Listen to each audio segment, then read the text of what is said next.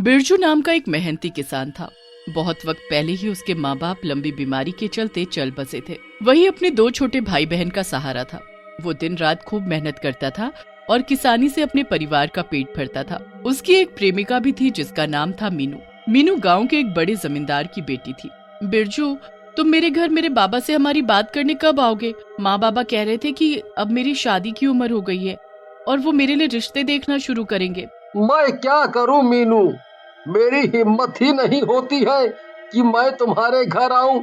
वहाँ मेरे जैसे छोटे और गरीब किसान अक्सर उधार पे पैसा मांगने जाते हैं और तुम चाहती हो कि मैं तुम्हारा हाथ मांगने आऊं। नहीं, मुझसे नहीं हो पाएगा। तो तुम क्या चाहते हो, मैं किसी और से शादी कर लूं? मीनू गुस्से में वहाँ से चली जाती है और बिरजू उदास होकर बैठ जाता है। शाम को वो अपने टूटे फूटे घर में जाता है। उसके भाई बहन उसका बेसब्री से इंतजार कर रहे थे। आओ भैया, देखो मैंने आपके लिए हलवा बनाया है। हलवा? मगर वो क्यों और कैसे छुटकी? तेरे पास इतने पैसे कहाँ से आए? भैया, मैंने किराने वाले से थोड़ा सूजी उधार ले लिया। कल तुम्हारा जन्मदिन है ना, तो इसलिए हम आज रात 12 बजे इस हलवे को जमाकर इसका केक बनाकर काटेंगे। अपने घर की स्थिति देखकर बिरजू की आंखों में आंसू आ जाते हैं, लेकिन साथ ही वो अपने भाई बहन का इतना प्यार देखकर बहुत खुश होता है। थोड़ी देर में 12 बज जाता है और बिरजू की बहन हलवा लेकर आती है। चलो भैया, अब इसे काटो। नहीं नहीं दीदी, रुको, कोई और भी आने वाला है। इतनी देर में वहाँ मीनू आ जाती है। क्या मेरे बिना ही अपना जन्मदिन मना लोगे बिरजू? मीनू, तुम यहाँ इतनी रात को क्या कर रही हो? नहीं नहीं, तुम्हें यहाँ नहीं आना चाहिए था। तुम्हारा जन्मदिन है पगले, मुझे तो आना ही था। चलो, ज्यादा वक्त नहीं है, अब जल्दी से प्यारा सा केक काटो। बिरजू केक काटकर सबको खिलाता है। ये लो बिरजू, तुम्हारा तोहफा। इसमें क्या है मीनू? ओह, ये तो एक लॉकेट है। इसमें तो हम सब की तस्वीरें हैं। तुम्हारा बहुत बहुत धन्यवाद मीनू। मेरे छोटे से परिवार की ये तस्वीर बहुत प्यारी है। ध्यान देना बिरजू, अब इस परिवार में मैं भी हूँ, इसलिए इसमें मेरी भी तस्वीर है। बस अब तुम मुझे जल्दी से शादी करके यहाँ ले आओ। बिरजू मीना को गले लगा लेता है और थोड़ी देर में वो वापस चली जाती है। बिरजू का रमन नाम का एक पड़ोसी था जो कि मीनू को बहुत पसंद करता था। रमन को मीनू और बिरजू की नजदीकियां पसंद नहीं थी और उसने मीनू से अपने दिल की बात कही थी, पर मीनू ने उसे साफ मना कर दिया था। इसके बाद रमन अंदर ही अंदर बिरजू से जलने लगा था। उसने मीनू को आधी रात को बिरजू के घर से निकलता देख लिया था। उसने अगले ही दिन जाकर मीनू के पिताजी को सब बता दिया। मीनू, तुम्हारा दिमाग ठीक तो है? इतने बड़े आदमी की बेटी होकर तुम एक 2 कौड़ी के भूखे नंगे गरीब किसान से प्यार कर रही हो? अरे वो अपने आप को तो पाल नहीं पा रहा है, तुम्हें क्या संभालेगा? आज से तुम्हारा घर से निकलना बंद। मीनू बहुत रोती है, पर उसे 1 हफ्ते तक घर के अंदर ही कैद रखा जाता है।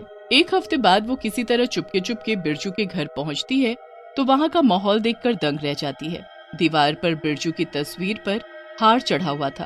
दीदी, दीदी आप इतने दिनों से कहाँ थी?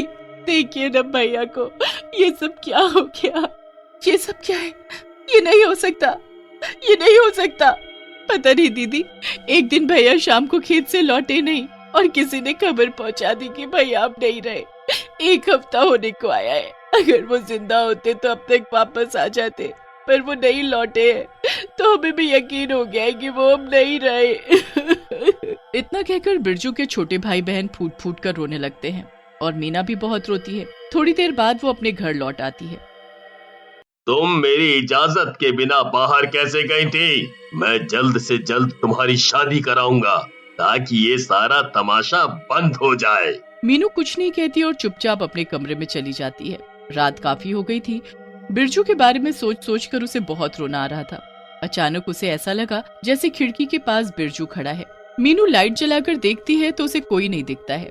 लगभग हर रात को ऐसा होने लगा था कि मीनू को बिरजू का साया अपनी खिड़की पर दिखता था। मीनू एक नामी तांत्रिक के पास जाती है। मेरा एक दोस्त था और वो कुछ दिनों पहले मर चुका है, लेकिन मुझे अक्सर उसका साया आधी रात को अपनी खिड़की पर दिखता है। कई बार ऐसा होता है बेटी कि आत्माओं को शांति नहीं मिलती है। जरूर बिरजू की आत्मा तुम्हें कुछ बताना चाहती है। पर मैं कैसे उससे बात करूं? मुझे कोई रास्ता बताइए। उससे बात करने के लिए तुम्हें उसकी दुनिया में जाना होगा बेटी। क्या? तो क्या मुझे मरना होगा? नहीं बेटी, मरना तो नहीं होगा, मगर उससे भी खतरनाक काम करना होगा। मैं अपनी शक्तियों का इस्तेमाल करके तुम्हें आत्माओं की दुनिया में भेज सकता हूँ और वहाँ तुम्हारी आत्मा जाएगी, पर तुम्हारा शरीर यहीं रहेगा। बिरजू तुम्हें वहीं मिलेगा और वहीं तुम्हें पता चलेगा कि आखिर उसकी आत्मा क्यों भटक रही है। ठीक है, मैं बिरजू की आत्मा को मुक्ति दिलाने के लिए ये करने को भी तैयार हूँ। अगली रात को तांत्रिक और मीनू फिर से एक खाली जगह पर मिलते हैं। बेटी, मैंने सब तैयारी कर ली है, तुम तैयार तो हो ना? हाँ, मैं तैयार हूँ। ठीक है, अब तुम यहाँ बैठ जाओ और हाथ में ये धागा बांध लो। इस धागे की मदद से तुम इस दुनिया से जुड़ी रहोगी और वापस आ पाओगी। मैं अब तुम्हें आत्माओं की दुनिया में भेज रहा हूँ। वहाँ जाके तुम जल्दी से बिरजू से मिलकर वापस आ जाना। देर मत करना बेटी, वरना तुम लौट नहीं पाओगी। फिर तांत्रिक मीनू को आत्माओं की दुनिया में भेज देता है। ओह, यहाँ तो बहुत अंधेरा है, पता नहीं बिरजू कहाँ होगा। मीनू अंधेरे में आगे बढ़ती है और तभी उसे बिरजू की आत्मा दिखाई देती है। बिरजू, ये सब क्या हो गया? मीनू जोर जोर से रोने लगती है। मुझे बताओ बिरजू, तुम्हारा ये हाल किसने किया? मीनू, तुम्हारे पिताजी और रमन ने। क्या?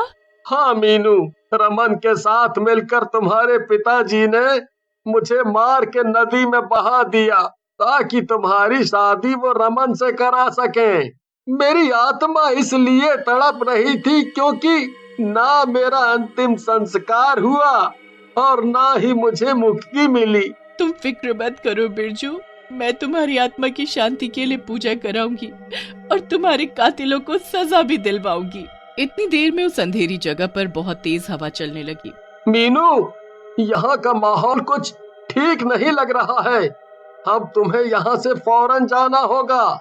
मीनू आखिरी बार बिरजू की आत्मा को गले लगा लेती है और वहाँ से वापस असली दुनिया में आ जाती है। बेटी, तुम ठीक तो हो? हाँ, मैं बिल्कुल ठीक हूँ और अब मुझे क्या करना है ये भी एकदम साफ पता चल गया है। अगले दिन मीनू पुलिस स्टेशन में जाकर सब सच सच बता देती है और पुलिस रमन को धर दबोचती है। रमन पुलिस की मार खाकर सब सच सच उगल देता है कि उसने बिरजू को किसके साथ मिलकर मारा। पुलिस तुरंत मीनू के पिताजी को भी गिरफ्तार कर लेती है और दोनों को जेल हो जाती है। जाते जाते मीनू के पिताजी उससे कहते हैं, ये तू क्या कर रही है मीनू? तू अपने बाप को जेल भिजवा रही है? मत कहिए मुझे बेटी, एक मासूम इंसान का खून किया है आपने। मैं किसी खूनी की बेटी नहीं हो सकती। इसके बाद मीनू बिरजू के घर जाकर रहने लगती है और बिरजू के छोटे भाई बहन को पालने में अपना बाकी का जीवन बिता देती है।